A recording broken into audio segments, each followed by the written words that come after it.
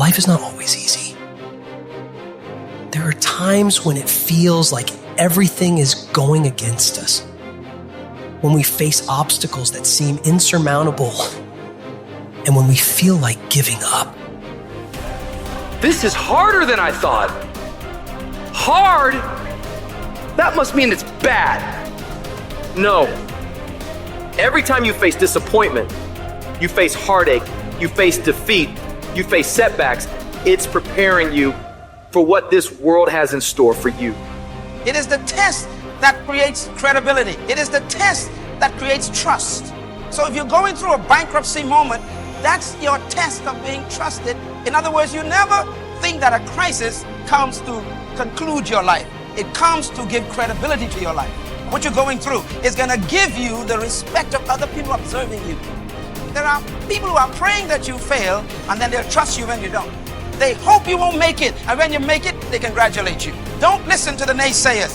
Accept the test as part of you becoming a successful person. Successful people are always survival testimonies. They weren't born successful. Success is a result of going through a furnace, sleeping with lions, being torn apart, being ripped apart, being criticized and attacked. Success is what people think of you after they try to kill you. Life gonna whip your butt. Life is gonna bully you. Stop whining. Stop crying. Nobody cares. Be demanding. Let it hit you, but don't let it punk you. This is not an opposition. This is an opportunity. I don't care if you've been beaten to the floor, if your legs are too tired to lift that weight. Break through that barrier and create new ones for you and for others to show off. Get back up and live life. If I really work hard and use my mind and I get creative, there's something out there that I haven't discovered. There's always an answer. You can do more than you think you can do. You can have more than you think you can have. The possibilities for you are unlimited. If you're coming back from adversity and devastation, it's unlimited of what you can do. There's no guarantee that because somebody is now down on their luck, they can never come back. Who can guarantee that you can't make? No one can do that. You don't know what the possibilities are for your life. You want your stuff? It's necessary you take responsibility for it. That you make it happen, that you don't give up, that you don't take any objection or disappointment or defeats personally, that you keep on keeping on, that you don't decide that I can't make it because you can't see the light at the end of the tunnel, that you realize that's a part of the program.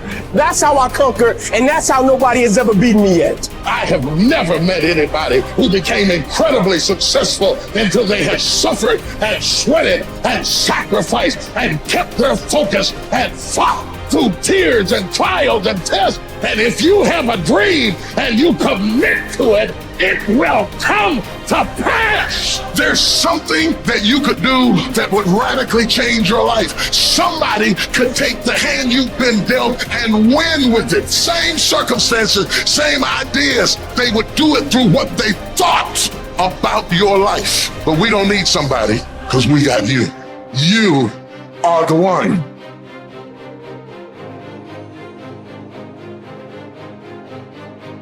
Remember then, that if you think the things which are by nature slavish to be free, and the things which are in the power of others to be your own, you will be hindered, you will lament, you will be disturbed, you will blame both gods and men.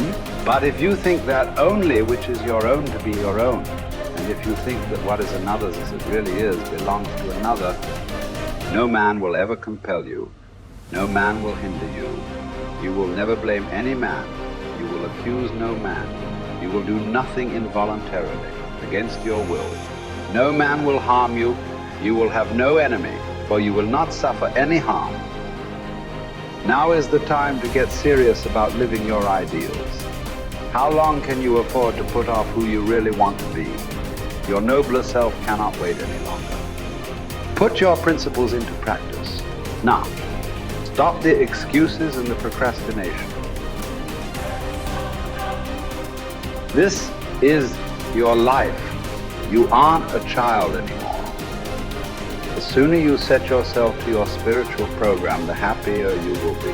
The longer you wait, the more you'll be vulnerable to mediocrity and feel filled with shame and regret, because you know you are capable of better. From this instant on, Vow to stop disappointing yourself.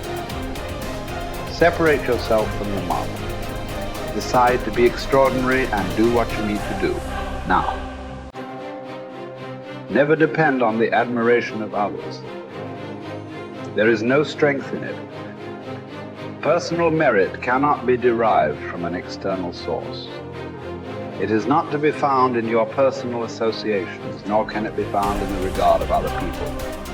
It is a fact of life that other people, even people who love you, will not necessarily agree with your ideas, understand you, or share your enthusiasms. Grow up. Who cares what other people think about you? Caretake this moment. Immerse yourself in its particulars. Respond to this person, this challenge, this deed. Quit the evasions. Stop giving yourself needless trouble. It is time to really live, to fully inhabit the situation you happen to be in now. You are not some disinterested bystander. Participate. Exert yourself. It was Benjamin Disraeli. He says, nothing can resist the will of a people that will stake even their existence on the extent of their purpose for good. That when you dedicate your life to something, you bring on some powers in the universe that works through you to bring about changes that you would never ever know unless you have dedicated yourself. I'm reminded of a young guy who was on a bus, a little young fellow, and some kids were picking at him, some bigger guys, and they kept on thumping him on the head and hiding their hands. And so he got tired of them doing that, and he stood up so he would not be around them, out of their reach. And they took him and said, sit down. They set him down. And he stood back up and said, I don't want to sit down. They said, sit down. Didn't we tell you? And they pushed him back down. I don't want to sit down. They said, sit down. And they held him down. And he looked at him. He said, you might hold me down, but I'm standing up inside myself. And what we have got to do is know that there's something about you. There's something about us. There's a power in you that regardless of what happens to you, you can stand up inside of yourself. I think that's what the poet meant when he says, out of the night that covers me, black as a pit from pole to pole, I thank whatever gods there may be for my unconquerable soul. You have an unconquerable soul. Something that George Bernard Shaw said that I think has some power for us. I'd like to share it with you. He said, this is the true joy in life. And one of the things that he said, and I loved when he talked about man and Superman, he said that we should establish a tribunal where people would be required to come once a year to give a reason why they should be permitted to go on living for the next year. Can you imagine all the do-nothings? Hopping from one foot to the other, trying to give some justification why they should be allowed to live for the next year?